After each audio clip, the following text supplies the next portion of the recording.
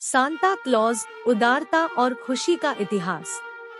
Santa Claus, जिसे अक्सर Father Christmas, Saint Nicholas, Saint Nick, Kris Kringle या साधारण सांता के रूप में जाना जाता है, एक पौराणिक चरित्र है जिसकी जड़ें पश्चिमी ईसाई संस्कृति में है।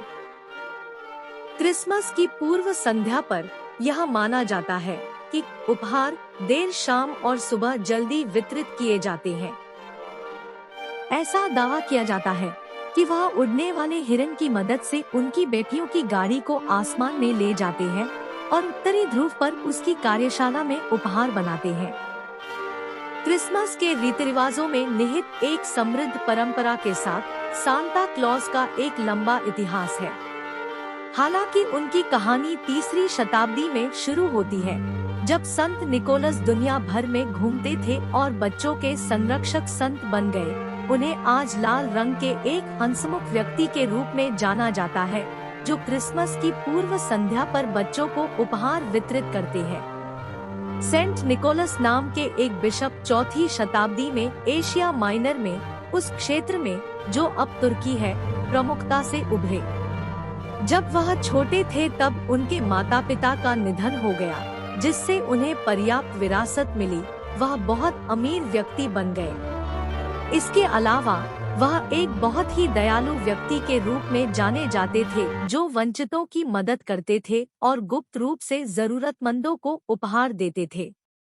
एक बार एक गरीब आदमी जिसकी 3 बेटियां थीं, उनकी शादी के लिए दहेज नहीं जुटा सका। उनकी दुर्दशा देखकर संत निकोलस ने सोने का एक थैला चिमनी से नीचे गिरा दिया। सबसे बड़ी बेटी ने इसे अपने मोजे में पाया, जिससे उसकी शादी संभव हो सकी। यही कृत्य दूसरी बेटी के लिए भी दोहराया गया।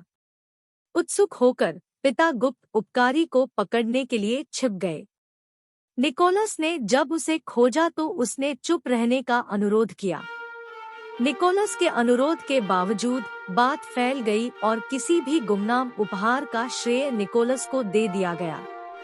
संत निकोलस के रहस्यमय उपहारों की कहानी उदारता और दयालुता की एक पोषित कहानी बन गई। सेंट निकोलस के बारे में ऐसी कहानियां 2री सहस्राब्दी में बढ़ती गईं और वह सांता क्लॉज की तरह ही एक महान व्यक्ति बन गए। उन्होंने कोई लेखन नहीं छोड़ा और उनका कोई शिष्य नहीं था। किसी भी समकालीन ग्रंथ में उनके नाम का उल्लेख नहीं किया गया था। सबसे पहला संदर्भ उनकी कथित मृत्यु के 200 साल से भी अधिक समय बाद का है और पहली जीवनी उसके लगभग 300 साल बाद लिखी गई थी। इन वर्षों के दौरान सांता की छवियां कई बदलावों से गुजरी। सांता को हमेशा लाल कोट, गुलाबी गाल, बड़ी सफेद दाढ़ी, मोटा पेट और काले जूते के साथ एक हंसमुख व्यक्ति के रूप में चित्रित नहीं किया गया था। 1931 से पहले सांता को एक लंबे दुबले आदमी या डरावनी दिखने वाली योगी के रूप में चित्रित किया जाता था। इतिहास में एक समय के दौरान सांता के कपड़े बिशप के लबादे से लेकर नॉर्स शिकारी के जानवरों की खाल के कपड़े तक भिन्न थे। गृह युद्ध के दौरान एक कार्टूनिस्ट थॉमस नास्ट ने हार्पर वीकली के लिए सांता को एक छोटी योगी जैसी आकृति के रूप में चित्रित किया।